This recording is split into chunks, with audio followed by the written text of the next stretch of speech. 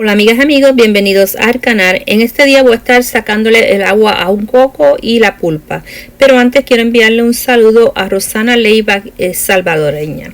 Bueno, voy a estar utilizando esta sacacorchos, el cual voy a estar haciendo un agujero en el coco para sacar el agua. El coco tiene 3 ojitos, uno de ellos es como si fueran los 2 ojitos y la boca. Hay un área que es un poquito más blanda que las otras dos.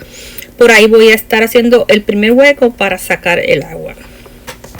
Vamos a estar dándole vuelta y enroscándolo para que así vaya penetrando y podamos sacar el agua. Entonces luego vamos a coger en otro de las marquitas que tiene el coco y vamos a ir introduciendo el sacacorcho también y vamos a ir abriendo 2 espacios, o sea, 2 huequitos, para que así el agua salga de una manera más rápida. Ya que hemos abierto los agujeros, vamos a estar tomando un vaso y ponemos el coco hacia abajo para que vaya escurriendo. Ahora vamos a coger el coco y lo vamos a estar dándole con un martillo a vuelta redonda para que vaya agrietando y podamos sacarle la pulpa.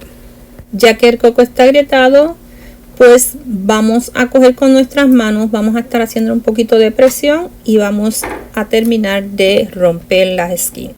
Ahora con un cuchillo boto o una espátula vamos a estar introduciéndolo a través de la pulpa del coco y el cascarón del coco y vamos a estar despegando. De otra manera también pueden ir dándole tajitos con un cuchillo y después vaya introduciendo la espátula y sale también cómodamente. Vamos a estar haciendo el mismo procedimiento con todos los demás cocos y esto lo podemos estar utilizando para hacer limber de coco, leche de coco y muchas cosas más. Bueno, amigas y amigos, eso es todo. Gracias y Dios me lo bendiga a todos. Bye.